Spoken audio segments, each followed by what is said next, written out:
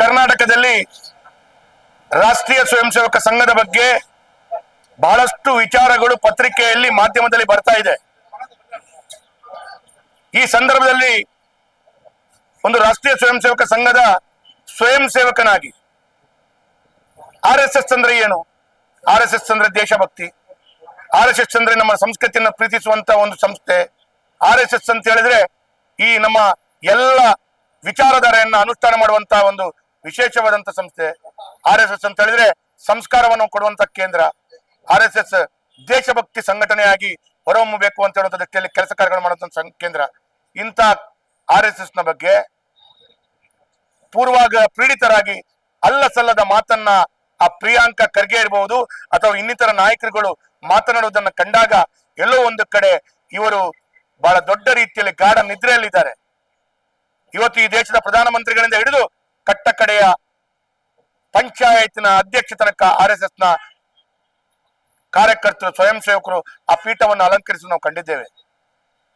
ಒಂದು ಕಾಲಘಟ್ಟದಲ್ಲಿ 1962ನೇ ಇಸ್ವಿಯಲ್ಲಿ ಚೀನಾ ಯುದ್ಧದ ಸಂದರ್ಭದಲ್ಲಿ RSS ನ ಕೊಡುಗೆಯನ್ನ ಕೆಲಸ ಕಾರ್ಯಗಳನ್ನು ಮೆಚ್ಚಿ RSS ಗೆ ಆ ಪೆರೇಡ್ ನಲ್ಲಿ ಭಾಗವಹಿಸಲಿಕ್ಕೆ ಅಂದಿನ ಸರ್ಕಾರ ಅವಕಾಶ ಮಾಡಿಕೊಟ್ಟಿತ್ತು.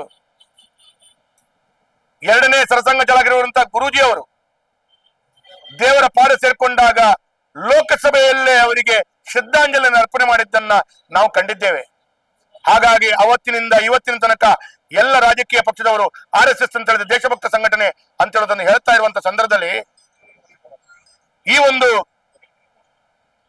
ಪ್ರಿಯಾಂಕಾ ಖರ್ಗೆ ಅವರು RSS ನ ಬಗ್ಗೆ ಅಲ್ಲ ಸಲ್ಲದ ಮಾತಾಡ್ತಾ RSS ನವರು ತಾಲಿಬಾನ್ಗಳು, RSS ನವರು ಈ ದೇಶವನ್ನ ಪ್ರೀತಿಸ್ತಾರೆ ಅಂತ ಹೇಳಿದ್ರೆ ಅವರು ಅಲ್ಲ ಸಲ್ಲದ ಮಾತನ್ನಾಡ್ತಾ ಇವತ್ತು ಅಂಬೇಡ್ಕರ್ ಪುಸ್ತಕವನ್ನ, ಅಂಬೇಡ್ಕರ್ ಭಾವಚಿತ್ರನ ಹಿಡ್ಕೊಂಡು ಎಲ್ಲೋ ಒಂದು ಕಡೆ ನಾವು ಸಂವಿಧಾನ ವಿರೋಧಿ ಅಂತ ಹೇಳೋದು ತೋರಿಸ್ಕೊಳ್ಳಿಕ್ಕೆ ಹೋಗ್ತಾ ಇದ್ದಾರೆ. ನಾನು ಒಂದು ಮಾತನ್ನ ಈ ಸಂದರ್ಭದಲ್ಲಿ ಹೇಳ್ತೇನೆ.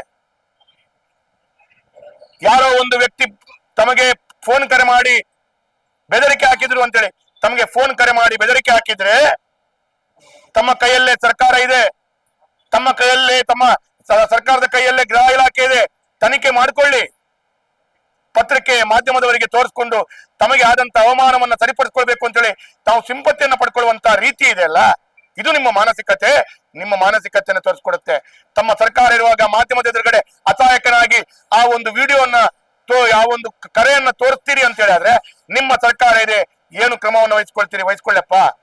ಇವತ್ತು ನನಗೆ ಸಂಶಯ ಬರ್ತಾ ಇದೆ, ಪ್ರಿಯಾಂಕಾ ಖರ್ಗೆ ಅವರು ಮಾನಸಿಕತೆ ಹೇಗಿದೆ ಅಂತ ಹೇಳಿದ್ರೆ ಅವರೋ ಯಾವುದೋ ಒಂದು ವ್ಯಕ್ತಿ ಹತ್ರ ಫೋನ್ ಮಾಡಿಸಿ ಆ ವ್ಯಕ್ತಿಯಿಂದ ಬೆದರಿಕೆ ಹಾಕಿಸಿ ಅದನ್ನ ಮಾಧ್ಯಮಕ್ಕೆ ತೋರಿಸಿ RSS ಗೆ ಅವಹೇಳನ ಮಾಡಬೇಕು, RSS ಗೆ ಅಪಮಾನ ಮಾಡಬೇಕು, RSS ಅನ್ನ ವಿರುದ್ಧವಾಗಿ ಜನರು ಎದ್ದು ನಿಲ್ಲಬೇಕು ಅಂತ ಹೇಳುವಂತ ಮಾನಸಿಕತೆಯಿಂದ ನೀವು ಮಾಡ್ತಾ ಇದ್ದೀರಿ.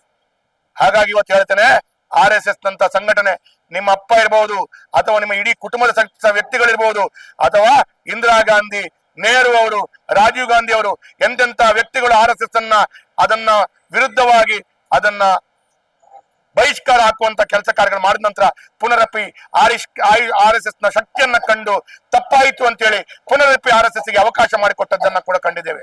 ಹಾಗಾಗಿ ತಾವು ಇವತ್ತು ಸಿಂಪತಿಯನ್ನ ಪಡ್ಕೊಳ್ಬೇಕು ಅಂತ ಹೇಳೋ ಕಾರಣ ಯಾರೋ ಒಂದು ತಮ್ಮದೇ ಚೇಲಗಳಿಂದ ಫೋನ್ ಮಾಡಿಸಿ ಅದನ್ನ ರೆಕಾರ್ಡ್ ಮಾಡಿಸಿ ಅದನ್ನ ಮಾಧ್ಯಮಗಳಿಗೆ ಬಿಡುಗಡೆ ಮಾಡಿ ತಾವು ಸಿಂಪತಿಯನ್ನ ಪಡ್ಕೊಳ್ಬೇಕು ಅಂತ ಹೇಳಿದ್ರೆ ಜನರು ನಿಮ್ಮನ್ನ ನಂಬಲ್ಲ, ನಿಮ್ಮ ಮೊಸಳೆಯ ಕಣ್ಣೀರನ್ನ ಕಂಡಿದ್ದಾರೆ.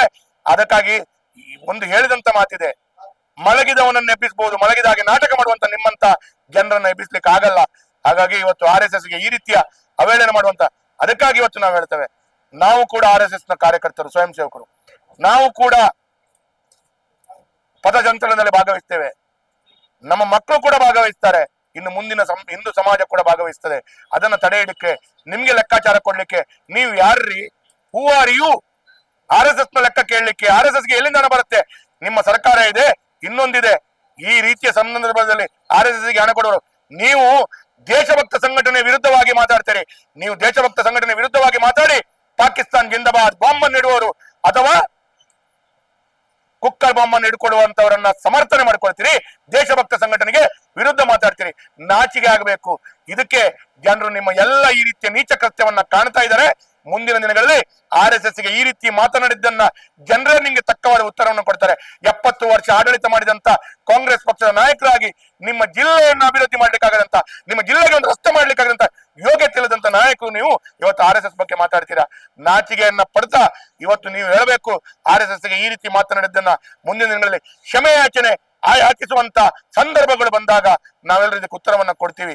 ಹಾಗಾಗಿ RSS ಅಂತ ಹೇಳಿದ್ರೆ ದೇವರ ಸ್ಥಾನದಲ್ಲಿ ಕಾಣುವಂತ ವಿಶೇಷವಾದಂತ ದೇಶಭಕ್ತ ಸಂಘಟನೆ ಅಂತೇಳಿ ನಾನು ಹೇಳ್ತಾ, ನಾನು RSS ಅಂತ ಹೇಳೋದನ್ನ ಪ್ರಿಯಾಂಕಾ ಖರ್ಗೆ ಅವರು ತಿಳ್ಕೊಳ್ಬೇಕು ಅಂತ ಹೇಳೋದು ಹೇಳ್ತಾ, ನಾನು ಅವರು ಈ ಆಡಿದಂತ ಮಾತಕ್ಕೆ ಅವರು ಕ್ಷಮೆಯನ್ನ ಯಾಚಿಸಬೇಕು ಅಂತ ಹೇಳಿ ಆಗ್ರಹವನ್ನ ಮಾಡ್ತೇನೆ.